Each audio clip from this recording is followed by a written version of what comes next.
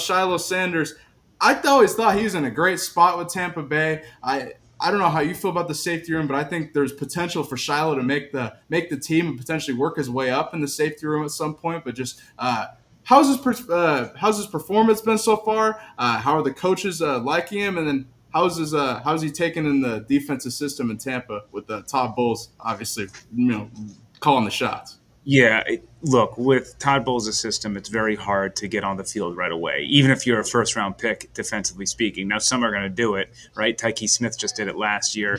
I expect Jacob Parrish and Benjamin Morrison to compete for spots as well, with Parrish probably finding a way on the field. When it comes to Shilo, we're going to see. I mean, I like everything that I've heard about him. I like what I've seen from him and how he's acted and the way that he's kind of interacted with the veterans on this team. I think he's been welcomed with open arms. Now the big thing with him is there a roster spot, and that's the biggest question for him to make the 53-man roster with how this team is built. He's going to have to contribute on special teams. That's a little Yeah, bit of an unknown right now. I don't have any of those opinions because we really got to see the preseason games of what he can do there. But exactly. Antoine Winfield Jr., Tyke Smith, Christian Isian, like there are those are three surefire guys ahead of him in the pecking order. So it really kind of leaves like one safety position,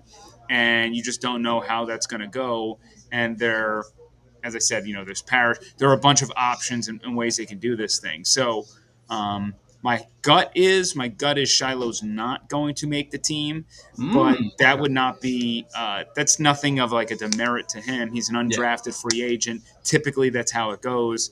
Find a spot on the practice squad, go a year into the development system, which is what the Buccaneers like to do. Mhm. Last year, good example of that is Devin Culp, who was I know a seventh rounder, Oh, also a Washington kid. Washington kid. That I yeah, grew up right next to him. Knew him. Yep. Go yeah. ahead. So Devin Culp, I mean, was seventh round pick, development project. He did make the team, but was a healthy scratch for most of the season. I mean, going up to like I think the last few weeks there before Otten got injured, he had a couple of games where he was active on the roster, but didn't really see playing time. And then, showcased himself there down the stretch, made some big third down catches, Yeah. and really proved that, hey, the 12, 13 weeks on the practice squad gave me the necessary time to learn the playbook, things to slow down, all these things. There are a lot of those stories with the Buccaneers, who are one of the best at developing players.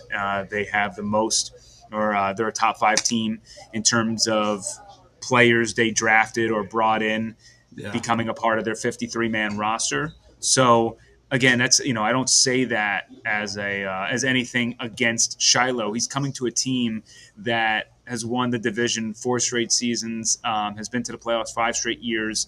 This is not a team that is looking to rebuild and learn on the fly with some of its players. Certainly, if he goes out there and proves that he's worthy of a spot and can prove that he's better than the people that are there, Todd Bowles is going to be open to that because that's how he does business. But he just came to a veteran laden team, Yeah. and I don't think there's any harm. Like I don't think it's like an anti Shiloh Sanders thing for him to follow in the path that many others. On this Buccaneers team have done in the past, and I think him being a part of the system for a year for anybody under a Todd Bowles led system is great.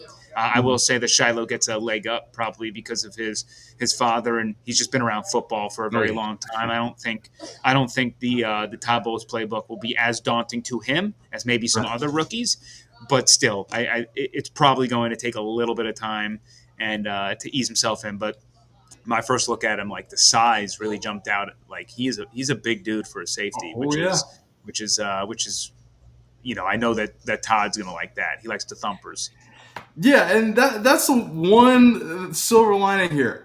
He always Shiloh reminds me of Jordan Whitehead, who used to be play for the Buccaneers. He reminds me not as big. Excuse me. I think Shiloh's probably a little bit bigger than Jordan, maybe not, but those type of box safeties, not the super quick hips guys. Those guys that are box safeties that'll hit, kind of like Jamal Adams. That's why I was like, man, Shiloh could be in a really good spot with Todd Bowles if he does, works his way up in special teams, does the little things which we're hoping to see here and we'll expect to see come preseason. But we'll see with Shilo. I wish him all the luck, and he is in an uphill battle to make the roster, but he is resilient and he's got a good attitude nonetheless.